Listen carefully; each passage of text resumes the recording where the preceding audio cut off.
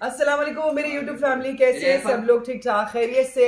इस वक्त मैं सिन टीवी पर मौजूद हूँ और सिन टीवी पर अल्हम्दुलिल्लाह मैंने बहुत ज़्यादा काम किया और सबसे बड़ी ब्लेसिंग ये है मेरी लाइफ की कि मैंने यहाँ पे बहुत सारे सॉन्ग्स किए और मेरी पहचान जो है ना वो सिन टीवी की वजह से बहुत ज़्यादा बनी, सिंधी मीडिया की वजह से।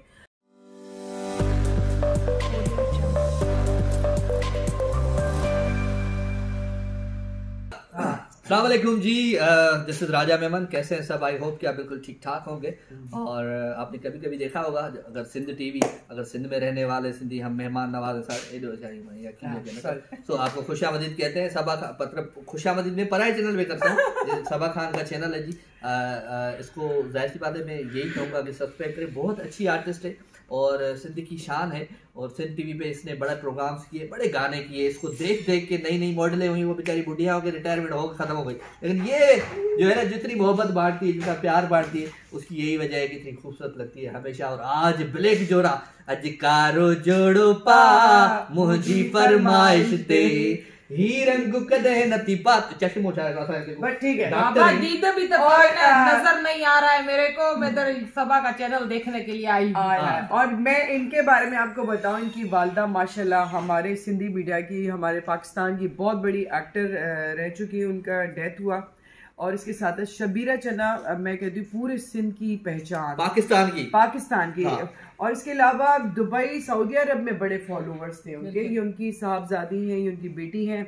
और मैं आपको उनका मतलब मजीद उसमें वीडियो या पिक्चर जरूर दिखाऊंगी जिससे आपको पता चलेगा। कैसी हैं आप? ठीक है, अल्लाह का शुक्र अल्हम्दुलिल्लाह। मैं खुद आया सबा से काफी टाइम के बाद। 2 साल पहले एक कल्चर डे में अम्मी के साथ थे, तो हम सब साथ में ही थे, बहुत अच्छे से सेलिब्रेट किया था। उसके बाद सबा गुम। वैसे तो सिंध टीवी को ही सबा टीवी कहा जाता था जब हम लोग देखते थे चैनल को। और स्पेशल एक मॉडल होना सबसे बड़ी बात होती थी और उस मॉडलिंग में एक्सप्रेशन देना। वैसे क्योंकि जब मेरे ऊपर आया कि मतलब मॉडलिंग करूं तो पता चला कि एक्टिंग करना आसान है, मॉडलिंग करना बहुत ज्यादा मुश्किल है। क्योंकि आपको पता ही नहीं होता, बस एक ऑन टेक पे एक्शन देना होता है। और वो चीज उस टाइम में बहुत जबरदस्त बात थी और वैसे हम उनके फैन थे, आज इनके साथ खड़े। Thank you so much, thank you very much. 2024 में आना। अच्छा, मैं ये पूछूंगी कि वालदा के बाद कैसे लाइफ गुजर रही है? लाइफ ऐसे गुजर रही है कि जैसे पहले हम अल्लाह पाक को देख रहे थे, अब बिना देखे गुजार रहे। ओह माशाल्लाह माशाल्लाह। क्योंकि पहले सुना था कि अल्लाह पाक का दूसरा रूप जो है वो माँ होती है और आपको पता चलता है, और अब जो है वो हमारे साथ नहीं है। तो उसके लिए मतलब भाई बहन हैं, बहनोई हैं, बच्चे हैं, बहुत सारे घर में पूरी फैमिली है। लेकिन एक वो जो कमी है कि घर में जाते ही सबसे पहले किसको ढूंढना है। अगर सो भी रही है तो हिला के बताना है मैं आ गई घर। लेकिन वो जो चीज़ है अब वो नहीं है। और स्पेशली मेरे लिए सबसे ज़्यादा टफ मोमेंट वो था कि जब मुझे एडवोकेसी का यूनिफॉर्म पहनना पड़ा और पहन के मेरा फर्स्ट डे था कोर्ट जाने का। तो अम्मी की एक पर्सनल ख्वाहिश थी कि मैं एडवोकेट बनूं, उसके बाद जज बनूं। तो वो कैफियत ये एक अलग चीज थी कि मैं जाऊं कैसे, किस तरह और जाके किसको दिखाऊं। घर में तो सब खड़े थे, बहनें खड़ी थी, बच्चे खड़े थे, सब के आनी जा रही हैं, बहन जा रही है। लेकिन वो एक जो चीज है कि मेरी निगाहें झूले के ऊपर थी कि वहां से शायद अम्मी मुझे देख रही हैं। और मैं मतलब एक अजीब सी कैफियत है कि उसको संभाल नहीं सकता इंसान कभी भी, और उसको जितना बयान करना चाहे कम है।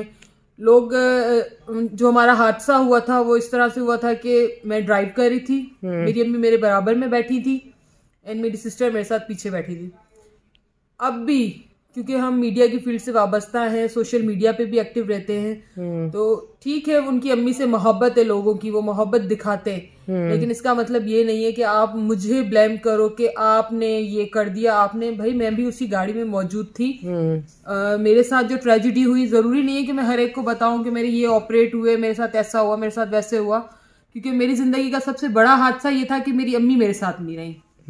और इस हादसे के अलावा तो मेरे पास कुछ है ही नहीं। मुझे अपना दर्द बहुत कम लगता है उस दर्द के आगे कि मेरी अम्मी मेरे साथ नहीं है।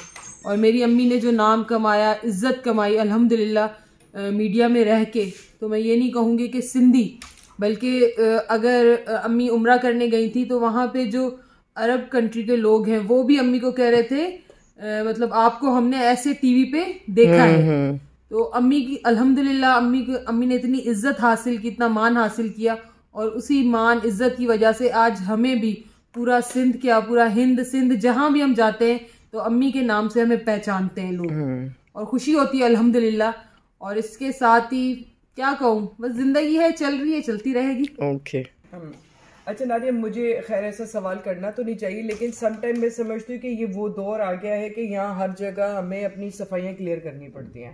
बहुत जरूरी है, थोड़ा जरूरी है, लेकिन एक टाइम तक, एक वक्त तक आपको अच्छा लगता है कि आप सफाइयाँ पेश करो, लेकिन जब आगे से एक बीमार दिमाग, सिक माइंड आपको मिल जाए लोग, तो उनके सामने सफाइयाँ पेश करना छोड़ दें, क्योंकि उन्हें तो समझना ही नहीं है। कि ये बीच में टिकटॉक बनाती भी जा रही थी और इस तरह कुछ ऐसा कुछ था, मुझे जहाँ तक पता चला था।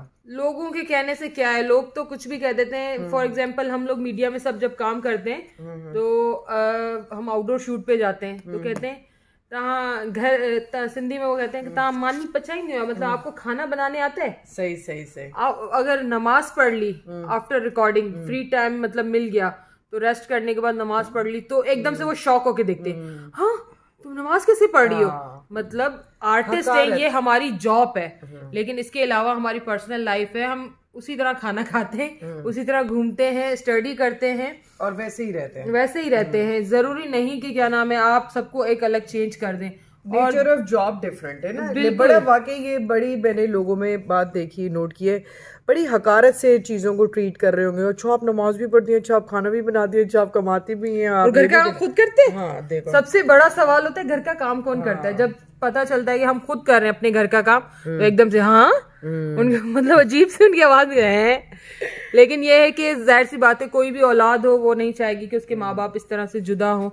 और एक हंसी मजाक का टाइम था अम्मी और मेरे बीच में, स्पेशली क्योंकि अम्मी मेरे साथ बैठे थे आगे, तो हम लोग मजाक करते हुए जा रहे थे, छोटी सिस्टर की शादी के बारे में बात कर रहे थे, तो उसको हम चिढ़ा रहे थे, तो वो ना नीचे लेट गई पीछे, क्योंकि सीट खाली थी, वो पीछे लेट गई गुस्से में कि मतलब मुझे चिढ़ा रहे अम्मी और ये। तो अम्मी और मैं हंस रहे थे। सिर्फ 2 मिनट की एक खामोशी थी हमारे बीच में, और उस एक्सीडेंट के बीच में पैसेंजर साइड टायर बस्ट हुआ है, गाड़ी ने जंप मारी है, और जब मेरी आंखें खुली और मैं गाड़ी से बाहर आई हूँ, वो मंजर में तो कभी ये जो चीज है ना दिमाग, पर अल्लाह सब्र दे, करम हो, और कोई बात नहीं, बस परवरदिगार है नूर मोहम्मद के सदके आपकी वालदा के अल्लाह पाक दर्जात बुलंद करे। ये हमारे साथ थी निदा शबीरा चन्ना, one of the most Nadia, sorry तो मैं ये इसका नाम ने बड़ा कंफ्यूज किया। बहरहाल आज छोटे से व्लॉग में मैंने कहा मैं अपने दोस्तों के बारे में आपको कुछ भी बताती रहूं, और ये राजा जो ना बिल्कुल टेढ़ा मेढ़ा जो ना कैमरा बनाया जा रहा है, शूट किया जा रहा है, ये गैम्बल कैमरा चल रहा है। हाँ देखो राजा के साथ हम बात कर रहे थे, राजा बेबन साथ है। राजा पर्सनली शोबिस की लाइफ को हट के, अच्छा लाइफ में क्या चल रहा है और क्या कहते हो कि लाइफ क्या है? लाइफ बहुत खूबसूरत है और लाइफ को आप एंजॉय करें। हाँ। और पर्सनली इस वक्त जो चल रहा है, स्पेशली खुशखबरी आपको बताऊं कि कराची टेप बॉल सीजन 3 हो रहा है ना, KTPL 3, तो उसमें मैंने अपनी टीम ऑन की है, मैं उसका ऑनर हूँ कराची नाइट्स के नाम से। और क्रिकेट आपको भी सबको भाई इनविटेशन है, और मेरी टीम को ज़रूर आप सपोर्ट करें, ये जरूर अनकरीब माशाल्लाह राजा मजीद अमीर होने वाले जियो सुपर में लाइव होगा ये, और फर्स्ट से आपको सपोर्ट करनी है आप सबको।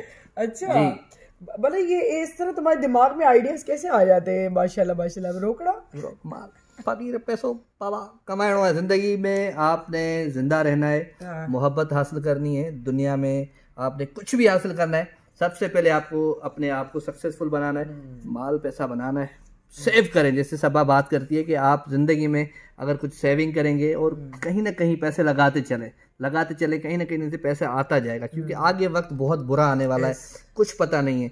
तो यही चल रहा है जिंदगी में। 2024 का एक नया है, देखते हैं अल्लाह मालिक। काट ये लाइफ क्या है?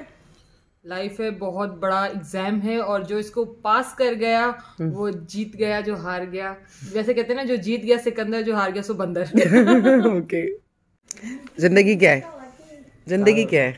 हाँ जिंदगी क्या है? सबा पेश। अच्छा लाइफ क्या है? जिंदगी मोहब्बत है। हाँ पर तुम्हारी चीज, हर चीज मोहब्बत से शुरू, मोहब्बत पे खत्म है। तभी तो जिंदगी में हम चल रहे हैं। That's great. ओके, मोहब्बत ही तो है जो राजा भाई को चला रही है। Oh my God. ओके, लग रहा है बहुत। ओके ठीक है। कौन से ऐसे लोग हैं जिनके लिए चाहते हो मैं कुछ कर लूं? यार मैं ज़िंदगी में कुछ ना कुछ तो करता आता हूँ, और वो मेरे और मेरे अल्लाह के बीच में। और कोशिश करता हूँ कि अपने जितने रिश्तेदार हैं मेरे, जितने भी मेरे शहर के लोग हैं, जितने भी हेल्पलेस लोग हैं, मैं उनकी हेल्प करूँ। और जो भी मेरे पास कोई सवाल लेके आता है ना, तो मैं कहता हूँ कि मैं उसका सवाल पूरा करूँ। और कुछ भी आए, आपको अल्लाह ने इतनी हिम्मत दी है, अल्लाह ने आपको इतना मौका दिया है कि वो आपके पास आ रहा है, तो आप उसका सवाल और आप उसकी मदद किया करें, चाहे वो कैसा भी हो। वो उसकी नीयत है, लेकिन आपने उसका सवाल पूरा करना है। जहर इंसान कौन लगता है लाइफ में? यार सबसे जहर इंसान वो लगता है जो आपके मुंह पे आपसे हंस के बात करे और आपके पीठ पीछे ना आपकी बजाता रहे, वो बहुत बुरा लगता है, जहर लगता है। जहर लगता है। ओके। लाइफ में सबसे बेस्ट रिश्ता कौन सा है? मोहब्बत का, प्यार का, और जो आपको ज़िंदगी में सुकून देता है और ज़िंदगी में आपके गम सुनता है, दुख सुनता है और आप उसकी सुनते हो। तो मोहब्बत और प्यार के रिश्ते के अलावा कोई भी बेस्ट रिश्ता है ही नहीं मेरी ज़िंदगी में। चले अब हम जा रहे हैं और राजा को चेक करें हमें छोड़ने किस गाड़ी में जा रहे हैं। ओए माय गॉड, गिट्टे।